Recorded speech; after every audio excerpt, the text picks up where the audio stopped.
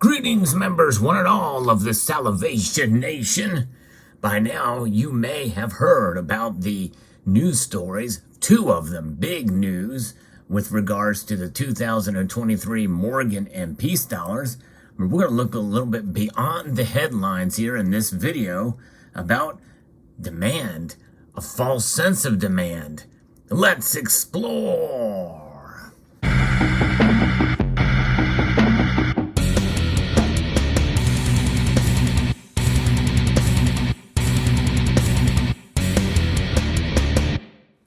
Indeed, there's a couple of really good channels that are up to date with the newest releases from the United States Mint and news, and that is Son of a Silver Stacker and Silver Wolverine.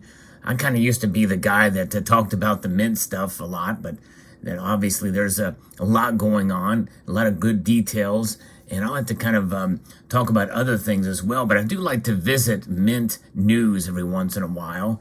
And this news here is quite fascinating and interesting. I'm going to recap a bit for those who may not be familiar with those two other channels, which I encourage you to check out. And that is the details revealed for the 2023 Morgan and Peace dollars. Now, CoinWorld did a great piece on this, and there is some good news with regards to the pricing.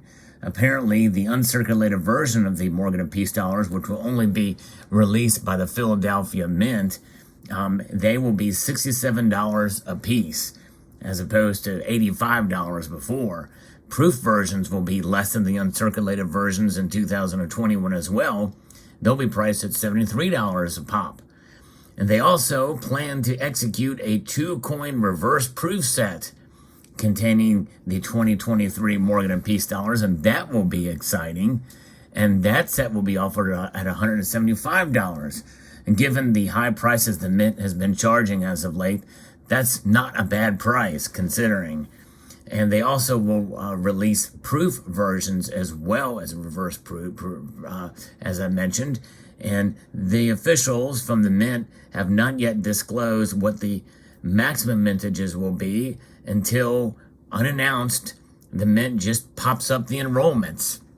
Yes, indeed, that happened literally yesterday, I believe, as of the recording of this video, and they popped up the enrollments for the 2023, and here we are, just over halfway through the year. And so we got about 6 months left before the 2023 calendar year begins. That's pretty crazy. That's a long enrollment period. And now, obviously, those enrollments, I don't know if it means that it will continue beyond the 2023 Morgan and Peace dollars. I don't know. But nonetheless, they were specifically stated for those products. And that seems to be the trend that the U.S. Mint is moving towards, providing enrollments for specific products. Now, but if you cancel an enrollment, let's say for a proof set, that means you're not going to get them anymore. But if you continue with that enrollment, you will continue to get proof sets year after year after year, as long as your credit card information is up to date.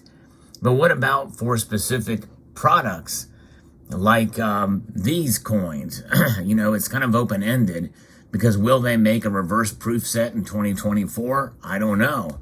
There's a lot on the table here, and it's so far away before the 23 coins come out. So I'll more on that in a moment.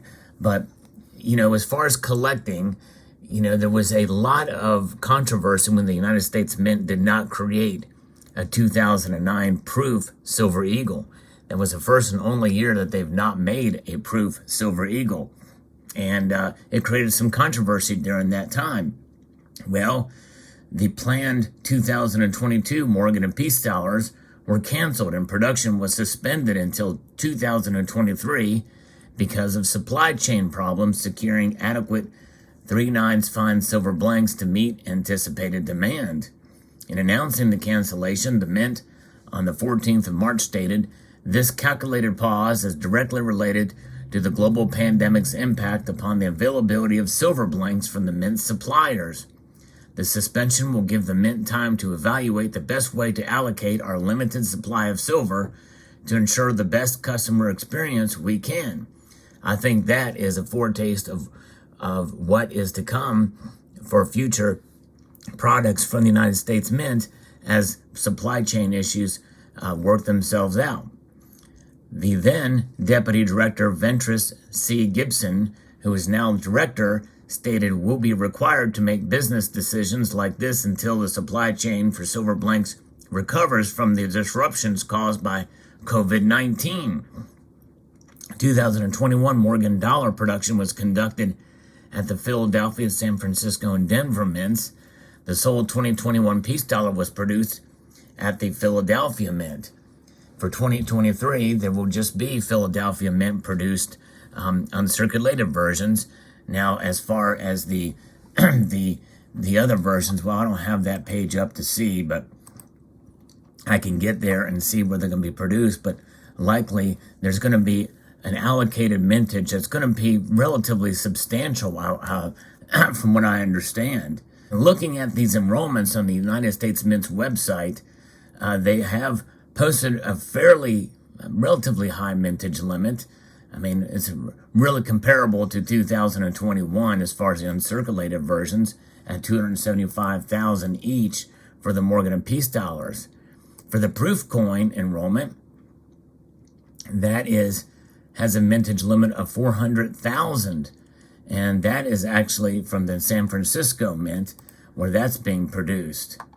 And as far as the Morgan or the Peace dollar, that as well is at the San Francisco Mint and limited mintage of 400,000. So the fact that it's really just between two mints for the proof and uncirculated sets is quite telling, but also you have the reverse proof set, and that is also from the San Francisco Mint. And so that reverse proof set, I would thought maybe that would be done at the West Point Mint, but that means that there are just two mints producing these, which is probably calculated. That still has a relatively high mintage limit of 250,000, 400,000 for the proof. That's a lot, in my view. In fact, I even think that the uncirculated mintages are a lot. But the thing is I think what's happening here is they're trying to gauge this sense of demand from the viewers, or from the customers rather. And I think that's what's happening here, is they are gauging it. And I've already seen several comments from folks for this enrollment that have added it and maxed out their enrollments for all of these, myself included, just to kind of gauge and see if it's going to, quote, sell out or become unavailable. And then if it does, that will create a sense of demand on the secondary market, and then people will start, maybe then they'll max out production, and then hopefully for those who are speculators, and that's just it. This is what this is a part of, the speculation.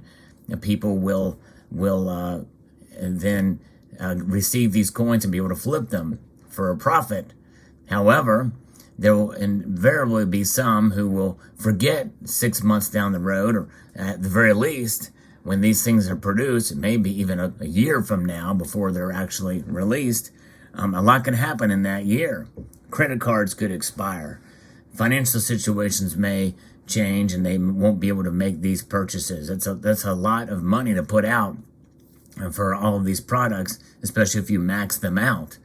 Then you have a lot of canceled orders, and then you have them come out again and then becoming available again, just as we saw in the past with these. And this is before that was on pre-sale for quite a number of months before they actually came available. Many of these came available again. So this is kind of the track record now, and almost becoming a normal thing for the United States Mint to create this false sense of demand for some of these products, because people maybe will not take a chance on paying extra high premiums on eBay for these coins, and they will instead decide to just take a chance with this Mint's website at 7:30 a.m. Eastern Time to see if they can grab in a few seconds these coins, directly from the Mint. and be able to take a gamble there. And so it's a kind of a complicated thing, and it's really changed the collector coin, the coin collecting world in that regard. So what are your thoughts? To me, I'm not really a big fan of this enrollment. Now, if you do look at these titles, and you'll notice that there's no pricing associated with this, I'm leaning more towards the idea that perhaps these enrollments will be for prospective years to come. So the Morgan and Peace Dollar program will continue in subsequent years. And that's kind of what the plan was. The legislation was open-ended in order to make that happen. So I think that's kind of where we're going with it. Let me know what your thoughts are. You know, they're beautiful coins. They're not like the classics, for sure. They're struck different. They have a kind of a matte finish to them, but they are nice coins. You know, I'm glad I got them for sure, and I think most people that did acquire these are fairly pleased with them as well. They are beautiful, but they are a little different. And by the way, some may not realize that this design here was also utilized exactly as it looks right here back in 2006, I believe. Yes, indeed. In 2006, I think the San Francisco Mint commemoratives had these designs on the reverse of the silver dollar. So if you want to see what that looks like in proof condition, you can check it out. I will also be showing that coin in a future video on this channel. Stay on the lookout for that. If you do enjoy videos like this, I hope you will consider subscribing and staying tuned, and clicking the notification bell. And if you press that like button, it does help the algorithm, and I appreciate that. And I'd like to extend a multitude of gratitude to y'all for taking the time to watch, and let me know what your thoughts are on this subject. Do you think it's going to create a false sense of demand for these coins? Let me know in the comment section below. I'd like to extend a multitude of gratitude to y'all for taking the time to watch, and encourage you to please rate, share, comment, and subscribe.